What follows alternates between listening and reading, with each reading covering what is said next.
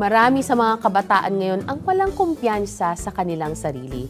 Kaya naman bilang magulang, tungkulin natin na tulungan ang ating mga anak na mabuo ang kanilang kumpiyansa upang handa silang harapin ang mundo sa sarili nilang mga paa.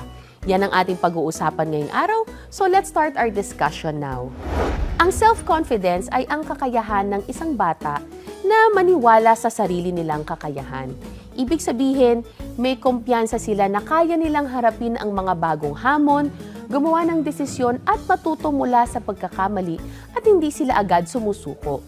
Kapag mababa ang self-confidence or self-esteem ng bata, maaaring may mga senyales ng poor mental health tulad ng madalas na pag-iisa or withdrawal from friends, pagiging sobrang sensitive sa criticism, takot sumubok ng bagong bagay, mababa yung energy or yung motivation, at pwede ring makaranas ng frequent tummy aches or headaches na walang physical cause.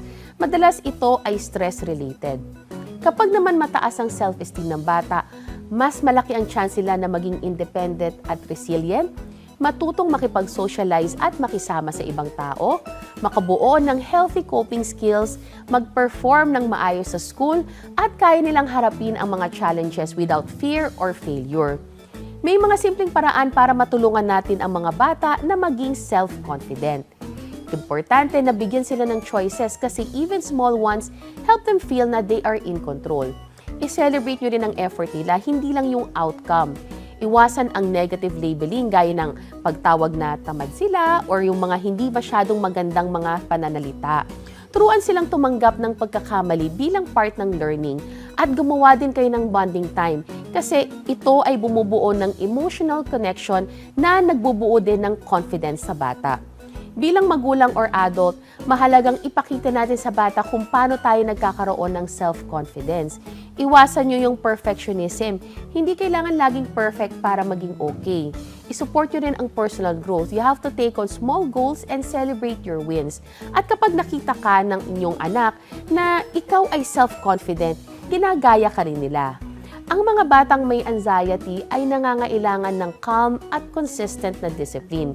Huwag po tayong gumamit ng pananakot at huwag din silang sisigawan kasi mas lalo silang natatakot at naa-anxious. Mag-establish tayo ng clear expectations pero may empathy at i-acknowledge natin yung nararamdaman nila pero ipaalala nyo rin yung importansya ng boundaries. Bigyan nyo sila ng coping tools tulad ng mga breathing exercises o kaya naman ay quiet time tulad ng journaling. Ang goal natin ay turuan sila ng self-regulation at hindi takutin sila. Narito naman ang mga quick tips to help raise confident children. You have to let them take healthy risks. Bigyan silang chance na matuto sa sarili nilang paraan.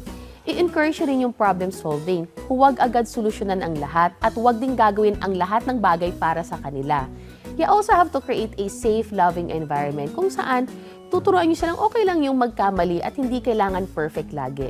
And nakakatulong din na limitahan ang screen time at bigyan sila ng panahon ng real-life interactions. You also have to praise their character na kunwari, sila ay mabait, you're kind, you're thoughtful, at hindi lang yung laging tatawagin silang you're smart or good job. And that's it mga kasangbahay. Sana marami kayong natutunan sa araw na ito. As always, please consult your pediatrician for your baby's health.